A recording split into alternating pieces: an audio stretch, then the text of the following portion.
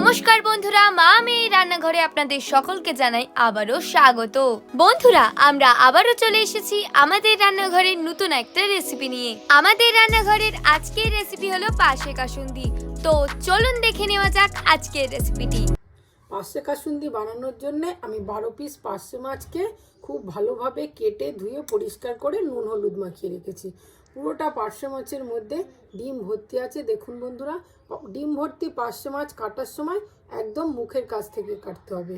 আমি আপনাদের কাটাটা দেখাইনি, এখন বলে দিচ্ছি। আপনারা ডিম ভর্তি পার্শে মাছের একদম মুখের কাছ থেকে কাটবেন, তাহলে নোংরাগুলো বেরিয়ে আসবে, ডিমটা এতটুকুও বেরোবে না।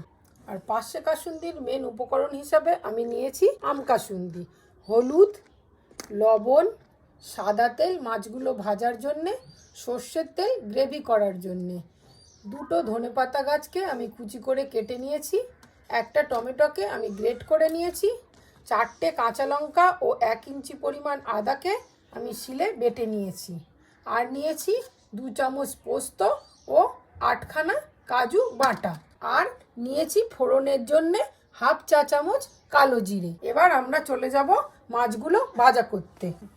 গ্যাসের ওভেনে কড়াই বসিয়ে দিয়েছি। এবার কড়াইটা গরম হয়ে গেছে, আমি এর মধ্যে দিয়ে দিলাম পরিমাণ মতো সাদা তেল মাছগুলোকে ভাজা করার জন্য। তেলটা খুব ভালোভাবে গরম হয়ে গেছে। এই গরম তেলটার মধ্যে আমি সামান্য লবণ ও হলুদ দিয়ে নেড়ে নিয়েছি, তাহলে মাছগুলো আর ভাজার সময় আটকে যাবে না। এবার আমি একে একে মাছগুলোকে তেলের মধ্যে ছেড়ে দেব।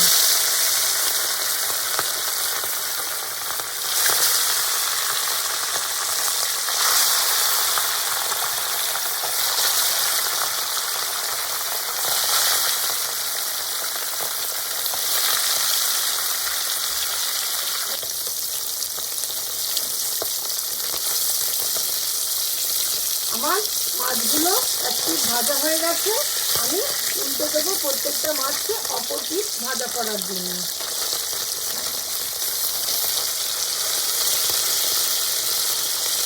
আমার মাছগুলো ভাজা হয়ে গেছে, এবার আমি মাছগুলোকে একটা পাত্রে তুলে নিচ্ছি।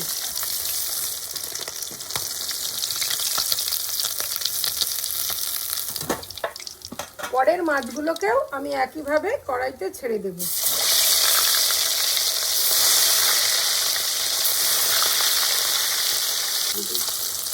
আমার এই মাছগুলোকেও ভাজা হয়ে গেছে, এগুলোকেও আমি তুলে নেব। আর এই মাছ ভাজার তেলটা আমি একটা পাত্রে ঢেলে নেব। বন্ধুরা, আপনারা যারা সাদা তেল দিয়ে পুরো তরকারিটা রান্না করবেন, তারা ওই মাছ ভাজার তেলের মধ্যেই ফোড়ন দিতে পারেন। আমি যেহেতু সর্ষের তেলে করব, তাই আমি তেলটা ঢেলে নিয়েছি।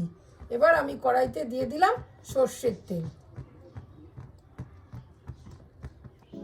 তেলের মধ্যে আমি ফোড়ন দিয়ে দিলাম 1/2 চামচ কালো জিরে। কালো জিরেটাকে একটু তেলের মধ্যে ভালোভাবে নেড়ে নেব। নিয়ে এর মধ্যে আমি আদা আর কাঁচা লঙ্কার পেস্টটাকে দিয়ে দেব।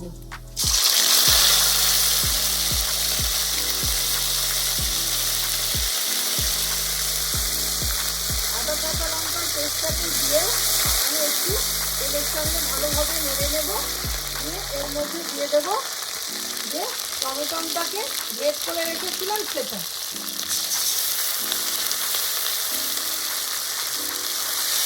টমেটোটাকে দিয়ে আমি খুব ভালোভাবে নেড়ে নেব।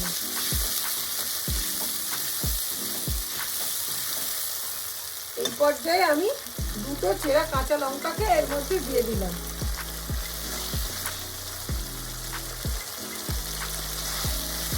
গ্রেভিটা বানানোর সময় আমি গ্যাসের ফ্লেমটা লো টু মিডিয়ামে রেখেছি, তাহলে গ্রেভিটা পুড়ে যাওয়ার সম্ভাবনা থাকবে না।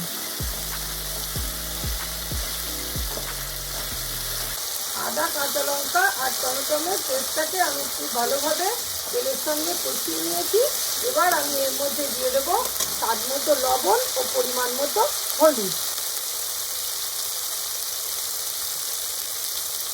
লবণটা দেওয়া হয়ে গেছে, এবার আমি এর মধ্যে দিয়ে দেবো 1/2 চামচ পরিমাণে হলুদ গুঁড়ো।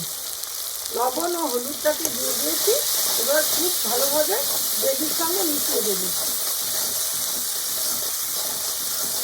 সবশেষে আমি মেন উপকরণ এই কাসুন্দিটাকে আমি গ্রেভির মধ্যে দিয়ে দেবো।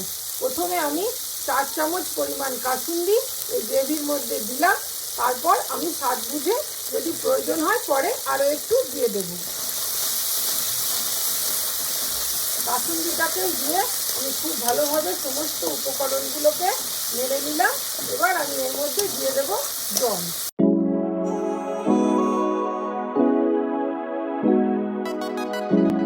এর মধ্যে আমি অল্প করে জল দিয়ে দিলাম। জলটাকে দিয়ে আমি গ্রেভির সঙ্গে ভালোভাবে মিশিয়ে নিলাম। তারপর আমি এর মধ্যে দিয়ে দেবো যে কাজু আর পোস্তটা বেটে রেখেছিলাম সেটাকে। এবার আমি এর মধ্যে আমার যতটা পরিমাণ ঝোলের প্রয়োজন ততটা পরিমাণ জল দিয়ে দেব।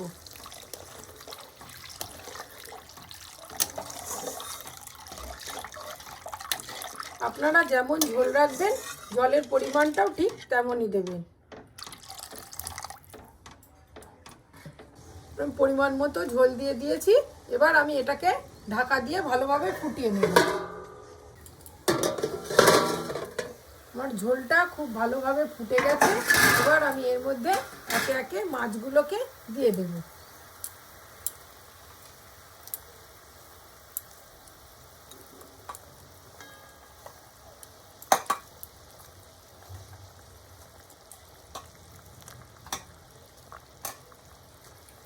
মাছগুলোকে দিয়ে আমি খুব ভালোভাবে একটু নেড়ে নেড়ে এই ঝোলের সঙ্গে মিশিয়ে দিলাম। এবার আমি আবারও ঢাকা দিয়ে দেব। 5-7 মিনিট ফুটিয়ে নিয়েছি। এবার ঢাকাটা খুলে দেখে নেব। ঝোলটা অনেকটাই গাঢ় হয়ে গেছে। এবার আমি এর উপর থেকে অল্প একটু 1/2 চামচ পরিমাণ সর্ষের তেল উপর থেকে দিয়ে দেব এবং এর উপরে আমি ধনেপাতা কুচি ছড়িয়ে নামিয়ে নেব। তৈরি হয়ে গেল আমাদের পার্শে কাসুন্দি। এবার আমরা এই পার্শেটাকে নামিয়ে নেব।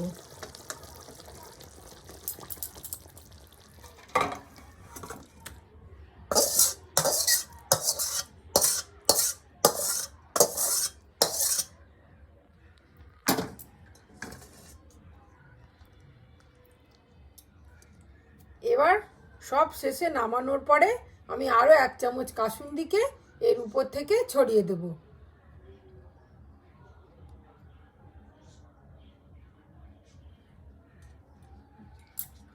বন্ধুরা, আমাদের এই পার্শে কাসুন্দির রেসিপিটা যদি আপনাদের ভালো লাগে তাহলে আমাদের চ্যানেলটাকে সাবস্ক্রাইব করে আমাদের পাশে থাকবেন এবং লাইক, শেয়ার ও কমেন্ট করতে ভুলবেন না। নমস্কার।